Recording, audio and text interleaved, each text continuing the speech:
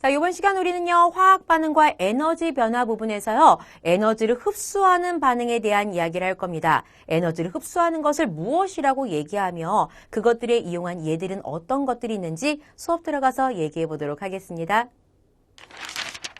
자, 우리요, 흡열 반응에 대한 이야기 한번 해보도록 합시다. 흡열 반응 단어에서 한번 느껴보세요. 열을 뭐 한다는 거예요? 흡수한다는 거예요. 어디서 흡수할까? 주변에서 가지고 오겠지요. 그럼 조금 더 생각해 보세요. 주변에서 열을 가지고 오면요. 내 입장에선 열을 갖고 왔으니까 나의 에너지는 높아질 거고요. 주변의 입장에서는 에너지를 뺏겼으니까 온도가 낮아질 거예요. 이 느낌 맞나요? 자, 그것이 흡열 반응이거든요. 한번 정해 볼게요. 화학 반응이 일어날 때 주변에서 에너지를 흡수하는 반응. 이것을 우리는 뭐라고 하냐면요. 흡열 반응이라고 얘기를 해요. 자, 그렇다면 이렇게 에너지 흡수해야 하는 이유는 무엇일까? 한번 생각해 볼게요. 자, 반응하는 물질이 있어요. 그리고 생성되는 물질이 있어요. 그때 반응물의 에너지가 예를 들어 70이에요. 내 생성되는 물질의 에너지는 예를 들어 100이라고 합시다. 그럼 70이 100으로 그냥 갈 수 있을까? 없겠지요. 어딘가에서 어떻게 에너지를 가지고 와야 될 거예요. 30만큼 가지고 와야 되겠네요. 그만큼 어떻게 할 것이다? 흡수할 것이다. 이걸 우린 뭐라고 할 수 있어요? 흡열 반응이라고 얘기할 수 있습니다. 그렇다면 주변에서 에너지 가지고 와야 되네요. 에너지의 이동 방향을 좀 볼까요? 화학 반응이 일어나는 쪽하고요. 주변을 봤을 때 주변에서 반응이 일어나는 쪽으로 어떻게 해요? 에너지가 들어가고 있는 거예요. 그러다 보니까 주변 입장에서는요, 에너지를 뺏기겠네요. 따라서 온도는 낮아지는 상황이 생기게 됩니다. 그림으로 그려볼까요? 어떤 화학 반응이 일어나고 있어요. 그때 이 반응이 일어나려면 에너지를 흡수해야 된대요. 따라서 주변한테서 막 열을 뺏어가요. 이리 내놔, 내놔, 나 에너지 필요하다규, 내놓으라고. 하다 보면 주변의 입장에서는요, 에너지를 빼앗겼으니까 어떻게 되더라? 온도가 낮아지더라. 됐습니까? 자, 이렇게 흡열 반응이 일어나면 주변의 온도가 낮아지는 상황을 우린 생활 속에서 많이 볼 수 있고요. 이 또한 여러 가지로 이용하게 된답니다. 생활 속에서 어떤 예시를 볼 수 있고 어떨 때 이용하는지 한번 살펴볼까요? 자, 옆으로 와보세요. 자, 우리요, 흡열 반응의 예시와 이용에 대한 생각 한번 해보려고 합니다. 자, 가장 대표적인 예시는요, 광합성이 있어요. 자, 광합성 하면 생각이 날까요? 광합성의 식 한번 써볼게요. 광합성 이렇게 쓸 수 있어요. 자, 외우지 못해도 괜찮아요. 그냥 보세요. 자, 광합성은 물과 이산화탄소를 이용해서 뭘 만드는 건 포도당과 같은 양분, 그리고 산소가 생성되는 반응이 광합성이에요. 그때 여기다 선생님이 이거 써주고 싶어서 그래요. 그냥 일어나지 않아요. 빛 에너지가 반드시 들어가 줘야 해요. 빛 에너지를 뭐 하는 거예요? 흡수해야지 이 반응이 일어날 수 있다는 건 거예요. 뭐예요? 광합성, 빛 에너지 뭐 해야 돼요? 흡수해 주어야 하는 거예요. 흡열 반응이라고 얘기할 수 있겠죠. 흡열 반응입니다. 됐죠? 자, 열분해, 전기분해 둘 다 분해라고 되어 있어요. 어떤 물질을 분해하고 싶어요? 그때 가열을 해야 한다면 열분해고요. 그 반응이 일어나기 위해서 전기를 가해줘야 되면 전기분해예요.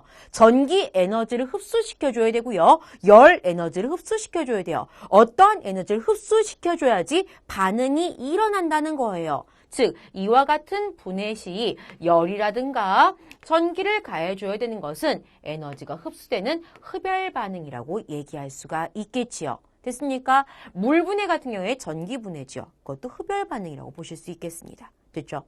자, 열 에너지를 흡수한 상태 변화 어떤 거 있을까? 우리 생각해 봅시다. 상태 변화요. 자, 고체 있고요. 액체 있고요. 기체 있어요. 그때 여러분들, 자, 열 에너지 흡수해야 된다는 소리는 가열해줘야 된다는 거예요. 그럼 고체하고 액체하고 기체하고 어떨 때 가열을 해야지 상태 변화가 일어나죠? 얼음이 녹을 때, 물이 끓을 때, 이럴 때. 됐어요? 즉, 열 에너지를 흡수해야 하는 상태 변화는요, 고체가 액체로 되는 융해열 흡수라고 얘기하죠. 액체가 기체로 되는 기화 얘기할 수 있죠. 또 하나, 고체가 기체로 되는 거 옆에다 써볼까요? 고체가 기체로 되는 거, 이거 뭐라고 그래요? 승화라고 하죠. 고체가 기체로 되는 승화, 이런 일들이 일어날 때 흡열 반응이 일어난다라고 볼 수 있어요. 그럼 당연히 주변의 온도는 내려가겠지. 가장 대표적인 거. 고체가 기체로 되는 승화 뭐 있습니까? 드라이 아이스 있죠. 드라이 아이스 그 아이스크림 녹지 말라고 넣어놓잖아요. 왜? 드라이 아이스가 승화하면서 승화열을 흡수하지요. 그러다 보니까 주변의 온도는 내려가게 돼요. 그러니까 주변에 있는 아이스크림 녹지 않죠. 그런 상황들 생각하시면서 흡열 반응이라는 건 화학 변화가 일어날 때 주변에서 에너지를 흡수하는구나. 그러다 보니 주변의 온도가 내려가는구나 라는 거 생각하시면 됩니다. 그 주변의 온도가 내려가는 걸 이용한 두 가지 예시를 한번 봐볼까요? 첫 번째는 냉장고하고 에어컨이에요. 아우 이름만 들어도 시원하다. 그죠? 냉장고, 에어컨을 간단하게 그리면 이게 냉장고고 이게 에어컨이에요. 그때 이 안으로 뭘 집어넣을 거냐면 냉매를 넣었다가 냉매가 빠져나올 거라고요. 근데 냉매가 들어갈 때 무슨 상태로 들어가냐면요. 액체 상태로 들어갈 거예요.